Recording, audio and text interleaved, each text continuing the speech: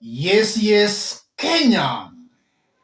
Tamu sana, tamu sana, tamu sana, tamu sana, yes. The one-term chorus is now dead. Right now, if you are still talking of one term, then you have a mental problem. The by-elections did kill it permanently. Ruto is going to win 2027 with a landslide. And I've always explained that Ruto might go down in history as the first Kenyan president since the advent of multi-party politics to win his second term very easily without even rigging. So the question of 2027 is done and dusted. Ruto is going to win. What Kenyans should now be talking about is how now to check William Ruto's excesses. We don't want a situation where we go the Uganda way or the Tanzania's way. We don't want William Ruto to be a dictator. We want a leader who respects the constitution, a leader who will allow democracy to flow. We don't want a dictator. If you look at the opposition, not once but severally, I've always explained that as long as Rigathi Gachagua is the person calling shots in the opposition, William Ruto is going to beat these people very badly. And I hope Kenyans are listening to me. If Rigathi is the person calling shots, Ruto is going to beat these people very badly. That's what I've been preaching here. And some Kenyans have not been listening. If Ruto could even beat Rigathi in Mbeere North constituency, while the opposition had one of the most popular candidates in Karish, Ruto's candidate still won Mbeere North. What are Kenyans still waiting for? I won't be shocked to find that even in 2027, the mountain, a good chunk of the mountain's votes might still go to Ruto. Kenyans be warned. Ruto is very much ahead of the opposition. Don't listen to bloggers who are trying to lie to you. Ruto is far much ahead. And even if you were to look at the Gen Z vote, if at all, they have votes, a whopping majority will still support Ruto. That's the truth, ladies and gentlemen. What should the opposition do, or what should Kenyans do? Looking at the opposition candidates, look at Kalonzo, look at Rigathi, Matiangi, all these others. All these are devils in my considered opinion. But then again, there is a lesser evil or a better devil, not a very bad devil. Matiangi is a lesser evil in the opposition. If the opposition is serious, it wants to give William Ruto a run for his money in 2027. Let Kalonzo, Rigathi, all these opposition leaders, let them rally behind Matiangi. Rallying behind Matiangi can easily sway Kenyans to the opposition. Just by having Matiangi as the opposition's candidate, Kenyans can easily be swayed to the opposition, in that comparing Matiangi to these non-politicians, Matiangi inspires hope. He's bringing something new to Kenyan politics. When he served as a minister in Uhuru's government, Matiangi was a no-nonsense minister, a performer. And as the president, Matiangi can repeat the same feat he did in Uhuru Kenyatta's government. Sometimes it's good to look at these leaders' track records. Currently, Matiangi has the best track record as a public servant more than all these other leaders. Matiangi is even better than William Ruto, in my considered opinion.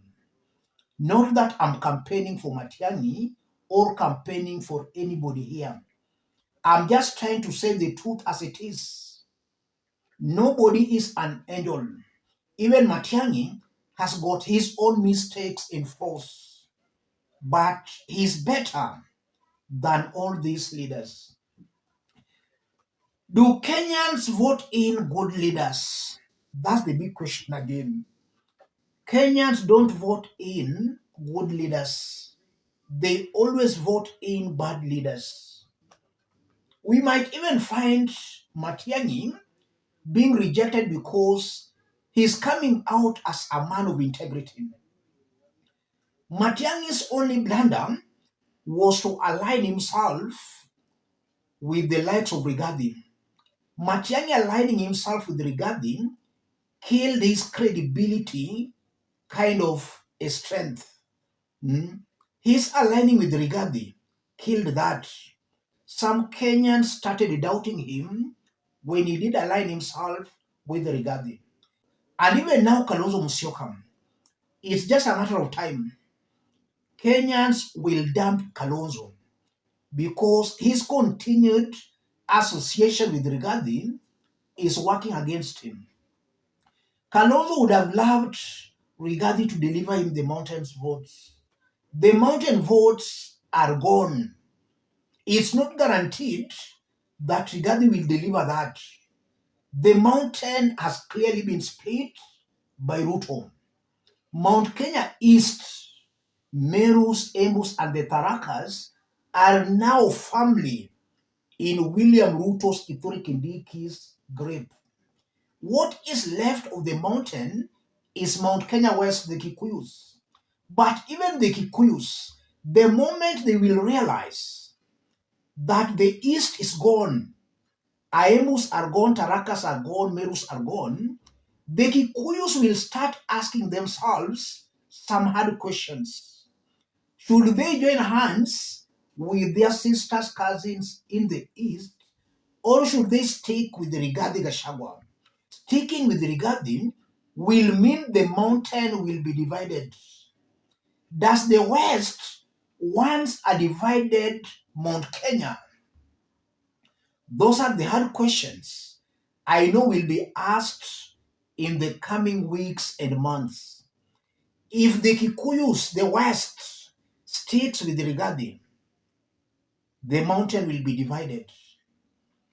If the Kikuyus, the West, they decide to support Kithure Kindiki, the mountain will still speak with one voice. So it's a complicated situation. But the one-term chorus, that one is dead and buried. Ruto will win 2027 and he will win it very easily. The just concluded by-elections have clearly proved that. For any person who was still doubting, you saw for yourselves, there were 7 major seats being contested. 7.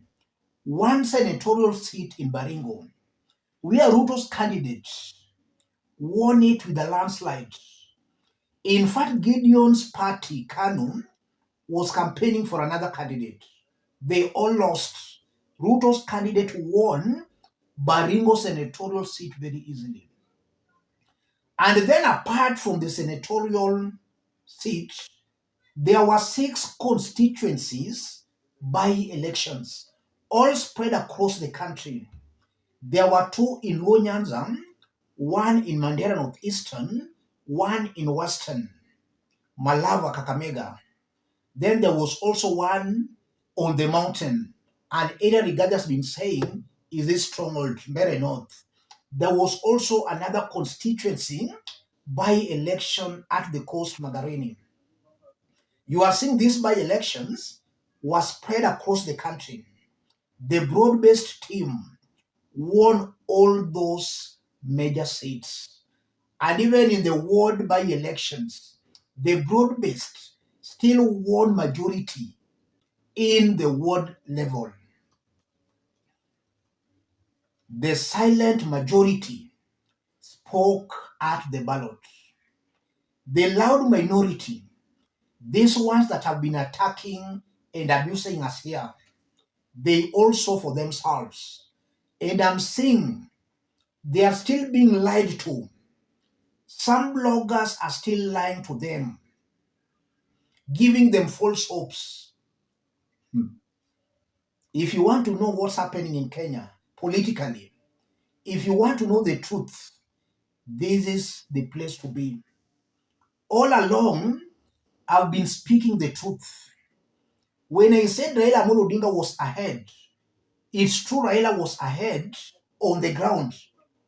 But again in Kenya, it's not the votes per se on the ground that makes you win the presidency. For Ruto is ahead on the ground, and even the instruments of power, the rigging systems are all in his favor. So even without rigging, Ruto is going to win freely and squarely.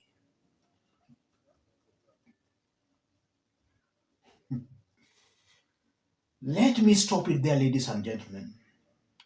If you are watching us but you have not yet subscribed, subscribe, give the video a like. Any person watching us outside Kenya for the first time, drop a comment, let us know from which part of the globe you are watching us from. If possible, subscribe, give the video a like. Ruto has clearly decimated the opposition.